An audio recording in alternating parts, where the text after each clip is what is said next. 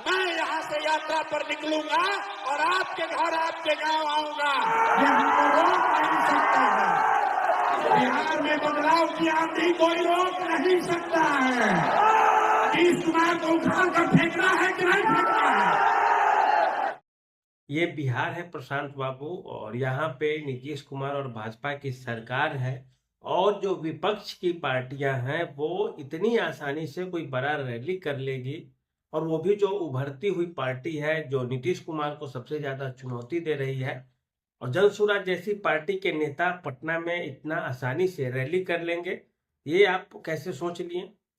और प्रशांत किशोर, बिहार की राजनीति को भले ही आप समझ रहे हो, इसमें कोई दो राय नहीं है, लेकिन बिहार में जो राजनेता हैं, बिहार के नेता हैं, उसको समझ लेना अभी आपको समय लगेगा समझने में। यहाँ तो हत्या तक करा दी जाती है। जो उभरता हुआ नेता होता है, राइजिंग लीडर्स होते हैं, उसकी वो कांग्रेस के इंदिरा गांधी के कार्यकाल में भी देखा गया था। और ये तो आप रैली में लोगों को परेशान करने का आरोप लगा रहे हैं। आप तो सीधे सीधे आरोप लगा रहे हैं कि हमारी गाड़ियां नहीं आ पाई, जाम लग गया पटना में। ये सब कोई बहुत बड़ा आरोप नहीं है बिहार की राजनीति के लिए, ये सब छोटी चीजें हैं।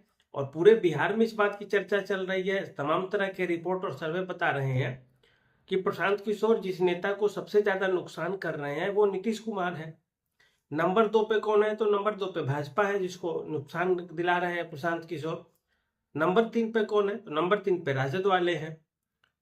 जबकि जब तक ये समझा जा रहा था कि प्रशांत किशोर राजद को नुकसान कर रहे हैं, उस प्रशांत किशोर को नीतीश कुमार और भाजपा की तरफ से छुआ तक नहीं जा रहा था।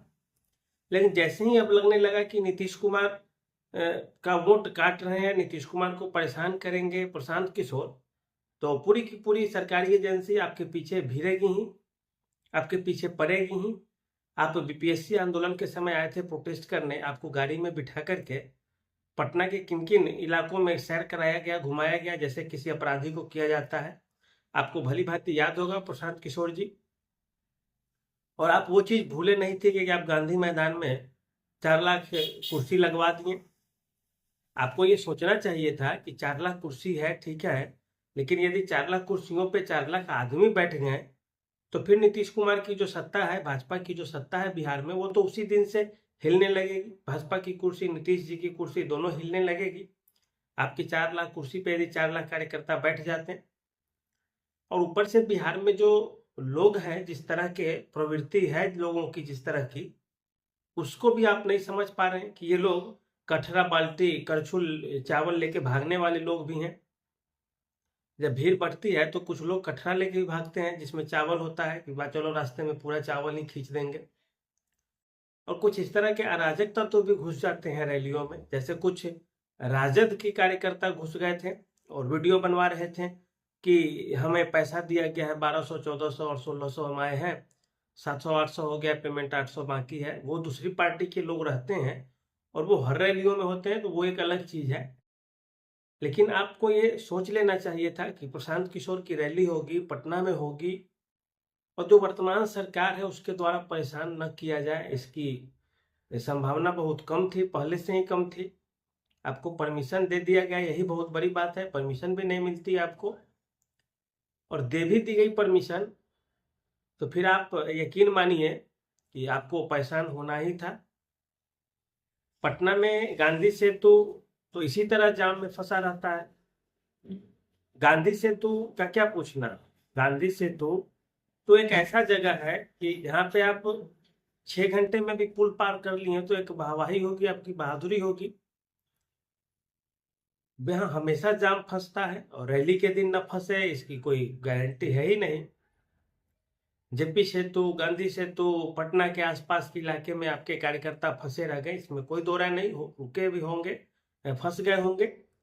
और जो जदयू भाजपा की सरकार है उसके लिए तो अच्छी ही थी। नीरज कुमार तो बोल ही रहे थे कि प्रशांत किशोर की रैली में मुश्किल से 3-4 हजार लोग थे, और वो भी पेड़ पौधा को मिला करके। और पेड़ पौधा को मिलाकर 4 हजार थे, इसका मतलब 3-3.5 हजार ही होंगे। जबकि वास्तविकता है कि रैली में 1 लाख के आसपास लोग थे, 1 लाख 1.5 लाख। नीरज कुमार तो ये भी बोले हैं कि हम गांधी मैदान के बगल से ड्रोन से दिखवा रहे थे, कैमरा से दिखवा रहे थे कितने लोग हैं, कुछ नहीं पाया गया उसमें। तो प्रशांत किशोर को अब ये सोच के तैयारी करनी चाहिए कि अब हमें, अब तक तो वो ठीक थे, इससे पहले एक बीपीएससी आंदोलन के समय उनके साथ बर्बरता की गई थी, पुलिस वाले घसीट के ले गए थे, उनको बैठाए थे गाड़ी में और घुमाते रहे जैसे चोर डकैत को घुमाया जाता है। सुबह के समय गिरफ्तार किए गए थे। अगर प्रशांत किशोर अच्छे लोग हैं तो आप 10 बजे के बाद दिन में गिरफ्तार कर लेते, सीधे ले जाते 11 बजे कोर्ट में, कोर्ट बेल दे दी तो ठीक है, नहीं तो जेल में ठूंसते। तो 2-3 बजे भोर में चोर उचक्के की तरह पकड़ने की क्या जरूरत थी? तो प्रशासन ने धौंस दिखाई थी और उसका फायदा प्रशांत किशोर को मिला है। अब जो एंटी जेडीयू बीजेपी जो वोट बैंक है वो प्रशांत किशोर की ओर झुक रहे हैं। दूसरी चीज, फिर से एक बार प्रशांत किशोर ने जो आरोप लगा दिया है, जिस तरह से वो चिल्ला चिल्ला कर बोल रहे थे कि नीतीश कुमार का राजनीतिक श्राद्ध होगा नवंबर महीने में नीतीश कुमार अब चले जाएंगे, बिहार की राजनीति से हट जाएंगे। नीतीश कुमार के लिए सबसे बुरे दिन आ रहे हैं। राजद को लोग नहीं लाना चाहते क्योंकि वो तो जंगल राज वाली पार्टी है ही, जहां अपराधियों का बोलबाला होता था। और नीतीश कुमार भी जंगल राज के ही परिचायक है, जहां अफसरों के द्वारा अपराध किए जाते हैं, घूसखोरी की जाती है, डकैती की जाती है, अफसर लूटते हैं लोगों को। इसीलिए नीतीश कुमार को भी जंगल राज कह दिया और अब वे फिर से अपना निर्णय बदलेंगे और ये अच्छा उनका डिसीजन है कि हम पंचायत प्रखंड तक जाएंगे और अगले 10 दिन में ही इस चीज को शुरू करेंगे और बिहार में। और यदि आपको जीतना है बिहार प्रशांत किशोर के लिए तो आप सचमुच में धरातल पे उतरिए, लोगों से मिलिए जुलिए, आपको बड़े स्तर पे काम नहीं करने दिया जाएगा। आपकी लड़ाई जिस जदयू भाजपा से है वो कितनी खतरनाक पार्टी है ये आपको चंडीगढ़ में मेयर चुनाव के समय दिखा होगा। जब पक्ष में फैसला थे आम आदमी पार्टी के लिए, ऐसे में भाजपा वाले जो चुनाव कराने वाले अधिकारी थे उनको शरीर में पैर में दर्द का बहाना बना करके कि आज कुछ नहीं हो पाएगा, किसी तरह से घपला कर दिए, जबकि वहां पे कैमरा लगा हुआ था। फिर भी उसके हाथ से पद खींच लेते हैं। हालांकि न्यायालय बाद में इस मामले में देखी और जो चुनाव थे उसको कैंसिल किया गया है न्यायालय के द्वारा, लेकिन भाजपा वालों ने दिमाग लगा दिया था वहां पे और गेम बदल दिया था। लेकिन चूंकि सारी चीजें सीसीटीवी में कैद हो गई, इस कारण सरकार की किरकिरी हुई, थू में हुई। और उसी तरह के हालात कमोबेश बिहार में भी हो सकते हैं। ये बात आपको पहले से ही सोच के चलना होगा प्रशांत बाबू। और आप अब ये नहीं सोचिए कम से कम कि हमें नीतीश कुमार और भाजपा की तरफ से मदद मिलेगी। अब आपको मदद नहीं मिलने जा रही है, अब आपको परेशान किया जाएगा। और रैली फ्लॉप हो, क्लॉप हो, ट्लॉप हो, इससे कोई मतलब नहीं है। आप कोशिश जारी रखिए, लोगों के बीच रखिए, जुड़िए जाइए। इससे आपका वोट बैंक बढ़ रहा है और हम लोग जो चीजें देख रहे हैं, प्रशांत किशोर की लोकप्रियता बढ़ती जा रही है।